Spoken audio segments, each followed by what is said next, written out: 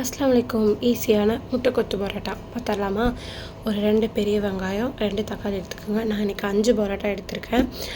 நல்லா ஆயில் ஊற்றி குட்டி குட்டியாக சாப் பண்ணி வெங்காயத்தை நல்லா வணக்கிக்கலாம். அப்புறமா ஒரு 2 தக்காளியும் நல்லா வணக்கிக்கலாம்.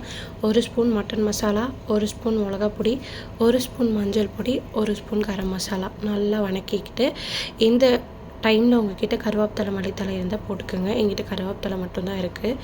இது முடிச்சோனையுமே நான் இன்றைக்கி 5 பரோட்டாக்கு 3 முட்டை எடுத்திருக்கேன். 3 முட்டையும் உடச்சி ஊற்றி உப்பு போட்டு நல்லா வணக்கிக்கலாம். ரொம்ப வணங்கக்கூடாது. அந்த ஒரு கொலன்னு இருக்கிற ஸ்டேஜ்லேயே என்ன பண்ணிடணும்னா, பரோட்டாவை நல்லா 5 சுருட்டி நீட்டமாக நூடுல்ஸ் மாதிரி கட் பண்ணிவிட்டு, இந்த ஸ்டேஜில் பரோட்டாவை போட்டு நல்லா மிக்ஸ் பண்ணி லாஸ்ட் அண்ட் ஃபைனலாக கருவேப்பிலை மல்லித்தூள் தூவி இறக்குனா முட்டைக்கொத்து பரோட்டா தயார். செம்ம யம்மியாக இருக்கும். ரொம்ப சூப்பராக இருக்கும். ட்ரை பண்ணி பார்த்து என்ஜாய் பண்ணுங்கள். மறக்காமல் லைக் பண்ணுங்கள்.